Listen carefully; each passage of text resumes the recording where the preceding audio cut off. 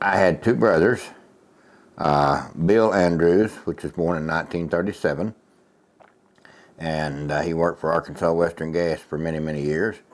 And then my other brother, Kenny Andrews, was born in 1941 and died in a motorcycle wreck in 1975. My dad was a dough mixer at Shipley Baking Company, Wholesome Red Company on Dixon Street in Fayetteville. And he worked there for 31 years and 4 months, and also raised cattle and helped people around with cattle some. That's where I kind of picked up on that. And then he worked there for 31 years and 4 months, and then baled hay and did all that kind of stuff on the sidelines. My mother was a shoe salesman at Coleman's Shoe Store on the square for several years, and then worked around some other little department stores on the squares down through the years. As I grew older, Dad and I put up hay for the public, and we done just different odd jobs. My dad even had the trash service in Farmington back in the early to mid 60s. We hauled the trash off for the city of Farmington, and it was all in burn barrels and all that stuff at that point, but we went through that stage and then moved on up to bigger trucks later for the trash service. I started hauling cattle when I was 16, as soon as I was old enough to get a pickup and an old trailer, and working cattle around for the public, and that was my heartfelt thing, or what I was good at. I would say that's the thing the Lord gave me to do. So I really enjoyed that and still enjoy that, and so I've made that my lifelong thing. And at this point, if I make it till next June, I will be doing that for the public for 50 years. The one that really stands out in my mind is me and a neighbor boy when I was 9, and me and a neighbor boy, it really doesn't do so much for Farmington, but it's a story of my own. But anyway, me and a neighbor boy, his mom smoked, so he snuck out a cigarette and brought it over to my house, and we rode our bicycles down the driveway and walked up to a little hay barn that my dad had up on a little hill above the driveway, and sit down on some bales of hay in the barn and began to try our first taste of cigarettes. And my mom, she walked to the mailbox and she seen the bicycles, so she walked up the hill to the hay barn and swung the door open, and there we was sitting there first smoking cigarettes. And so she told Ronnie to go home and told me to go to the house. So that night, Mom hadn't said anything, and we take off. Mom and Dad and I started to town for some reason, and I was sitting between Mom and Dad, and I can remember it like yesterday. And Mom said, "Haven't you got something you want to tell your dad?" Well, I really didn't have anything I wanted to tell my dad, but I knew I needed to tell my dad, and I said, "Ronnie and I was smoking cigarettes up in the hay barn." He said, "Son, I used to smoke," and he said, "It's not a good habit to pick up on," and he said, "and sure not in the hay barn." So he said, "I don't want to ever hear about you smoking again," and he never did hear about it. And I never did smoke much after that. I thank my dad for not killing me over that story, but it was a good story. But Farmington, it was just a little small. All the time I was growing up and going to school here, like I say, we lived on the south side of town till I was 2. We moved over to the farm that my dad took care of for another gentleman for several years there. We moved over when I was 2 and lived there till I was 14. And then Mom and Dad bought another. It was on North Hunter Street, which is part of Pitts' place now. And then when I was 14, we moved back. Mom and Dad bought 20 acres on the south end of Farmington on South Hunter Street. And it was all country. It was just dirt roads going places. And if you rode a bicycle or North Hunter Street, I can remember, was just an old dirt road with the trees growed up over the road, and it was just like a maze or something going up through there. It wasn't no big streets and cleaned out driveways and all that stuff, and so it was a different time. I remember the old Giles grocery on the corner of 170 or South Hunter. It was always Paul Giles, Paul and Lida Giles' store. That was probably where I was at more as a kid. There was Lance Phillips's old store on down the road, and then there was and White's Grocery. It was the ones that was kind of down the main strip of Farmington. And the old post office, which Russell Boyles ran at that time, and there was a donut shop in later years down in the edge of Farmington, right there along the road. But there just wasn't much. There wasn't much going on through Farmington, Arkansas. Well, I started out there in the first grade, and Bill Beckett's mother taught school there, and his aunt, Marie Brown, also taught school there. She was Marie Brown, which lived on this place that we're doing this interview. She was my first grade teacher. Well, I can remember in the first grade one day, I don't know what I was doing wrong, there's no telling, but anyway, she called me to the front of the class and had me sit in her lap and take a baby bottle full of water. She said, if you're going to act like a baby in my class, I'm going to treat you like a baby in my class. And that stuck in my mind for 65 years now. It's never went away. But she was a fine lady, and I was proud to have her as a teacher, but at that point, it wasn't that way. But anyway, it was a good story of that type. But I was fair in school. I wasn't the very top student, but I wasn't the very bottom student, and enjoyed going to Farmington School. I played a little bit of basketball in school, lettered a little bit in basketball, but I wasn't a good basketball player. I've always said I was more the water boy than anything else in the sports type deal. I was more the outside the school type things, which is working around the cattle and doing all that stuff. So, well, there's several of my classmates that are still around that I started school with, and Bobby Neal, Jimmy Ferguson, Jackie Hill, Carol Dickerson, and there's still Tommy Davis and I ran around together a little after he moved here when we was 12, I think, and we and him ran around quite a bit together. His sister Nora Davis, which is married to Ernie Taylor now, she was a good friend, and is, and I don't know. There was just a lot of kids came and left, but there was lots of us that started first grade that graduated together, which was a good feeling. We were all very close. I'd say most of us are still on real good, friendly type terms. That the ones that I'm talking about that I went to grade school with, we are still concerned with each other's lives and check on each other every once in a while. And it's still small town in that part, in that aspect. One of us gets sick, we try to check on the other one. Well, Bill Becker, which owns this farm where we're doing this interview that I've got leased here, he was very close because him and my older brother were real close, the same age.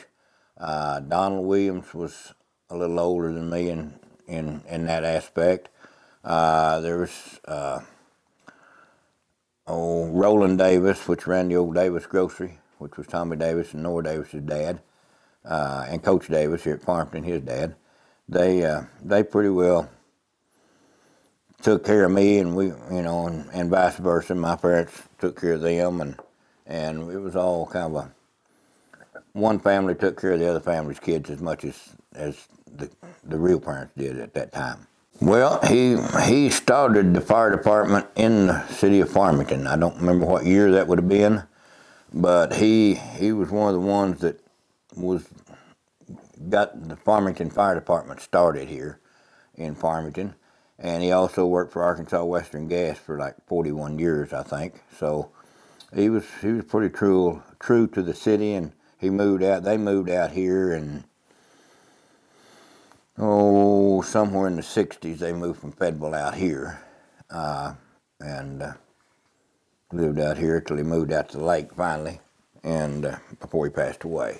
Back when we moved to the farm over north of town, we'd all get together, and there was a creek, still a creek all the way through that farm, but we'd get out and go down there and fish or hunt, not really hunt that much, but run the creek beds and just fish or just chase around and swim, just that kind of thing. And there was a big old big old hay barn down there on the back side of my mom and dad's place, and there was a big cable stretched across up above in it. And after we'd get square bales put in that barn, it would be like a 3 or 4 foot drop to the hay from that cable. And we would line that cable with old tow sacks and then get on that cable, and somebody on each end, we'd try to ride that cable like a bull or something like that, you know. So that's where we got kind of part of our riding skills, I guess you'd say. But it wouldn't be too bad a fall to the hay, at least. It wasn't like the ground hitting you. I've hauled a little bit of everything over the years. I grew up, like I say, with my dad, and he had no pickup with a stock rack on it, and we would go get a cow or two to haul to the sale barn for somebody, and it kind of picked up, and then he would go help people work their cattle in the fall or something a little bit, just as a neighborhood deal. But I picked up on that growing up through those earlier years, and just enjoyed being around the cattle, and it was just a different atmosphere, but I enjoyed doing it.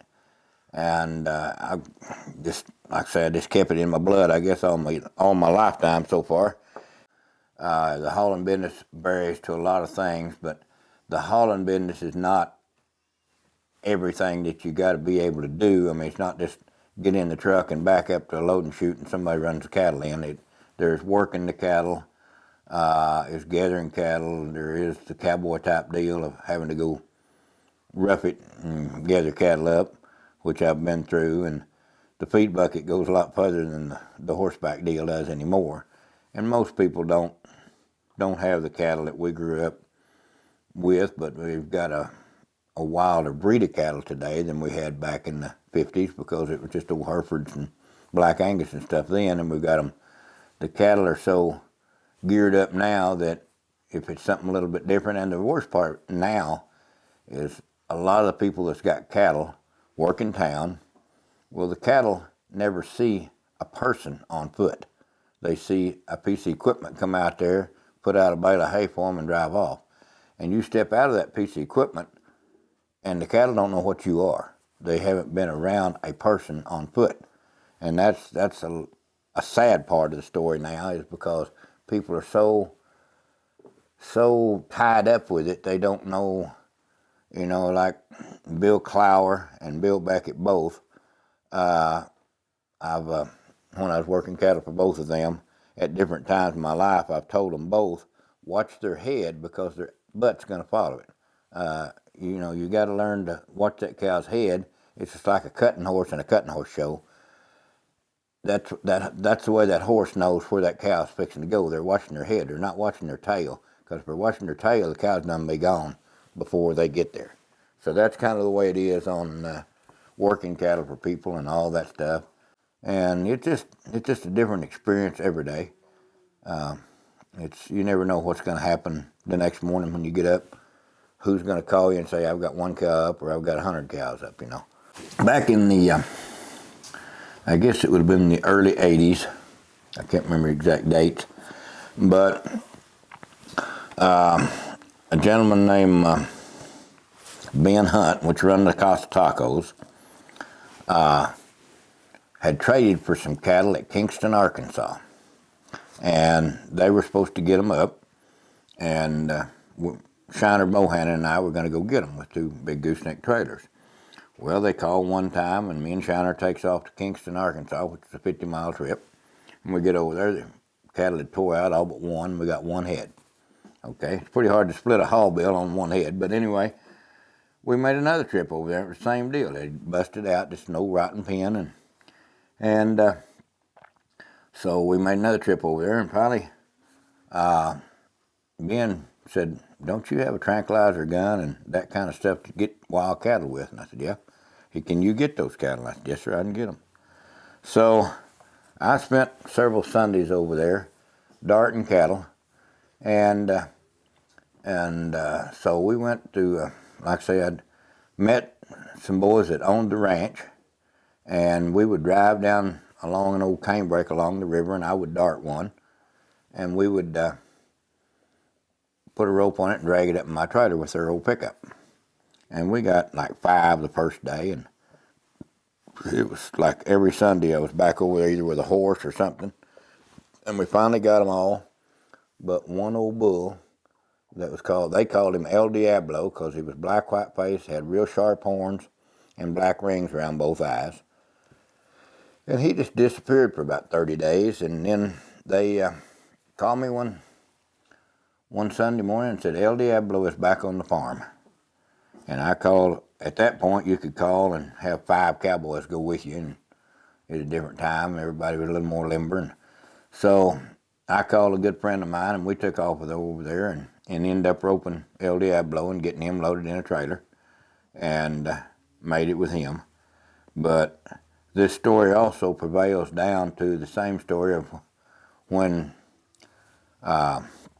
money grew on trees, which is wrote by David Mack, and it was about Benton County and Ralph Baker and all that. So I got into that story, and I am on page 279 of that book, which is not really the book of life I really wanted to be written down in, but I am on 279 in that book of going over there and catching all the Boothmaster cattle off of that ranch that the boys come to find out was growing crops on. So that was why they wanted the cattle going, I figure, in later years, but I didn't know that then.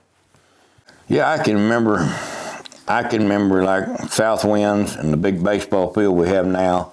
That was part of Griff Wilson's farm, and it was just all row crops and hay, and it was just big fields. I mean, all of Farmington, all the housing off South Hunter Street was just a little dirt street down through there. It wasn't nothing. And like I say, Bonnie Phillips's house, which there's schools all over that place now. It was just another farm, and Farmington was just a little farming town. There might be a little house here and a little house there, but you could ride a bicycle or ride a horse down the streets of Farmington at that time and never have a problem, because it was just no traffic. But it just grown tremendously, and it's grown for the better. But I liked it well when it was a smaller town. Well, the community started having a pancake breakfast, and it was just a draw deal for money for the fire department, but it was a big deal. There was a big turnout.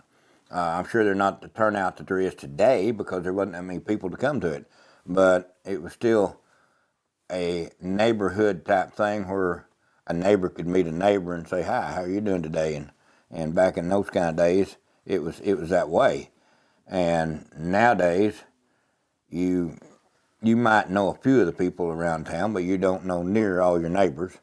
I usually try to make it a point, even where I live now, of when somebody new moves in, I try to meet them, because it's a good thing. I mean, people meeting people is a good thing. There's nothing wrong with it. You know who's around you.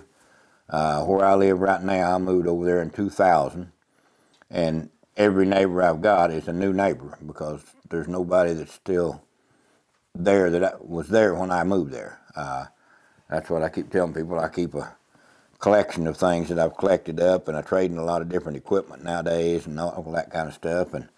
And there was a man moved in, come down and looked at a place next door to me at one point, and Keith Mars was showing him the place, and I went over, stepped across the fence and went over there and introduced myself to this gentleman, and he said, "You're the one that lives over there where all that stuff is on the hill." And I said, "Yeah, I'm the one." And he said, actually, he said, "My son works on," the first thing he was kind of comical, he said, "is my son has got a bunch of old cars and stuff, and he'll have them scattered all around the house right here." And I said, "Well, it'll look just like that hillside over there when I lived then," because it was just a comical deal. We was teasing each other about it. But his son moved in there, and he's got a few horses now, and they moved up in here from Iowa.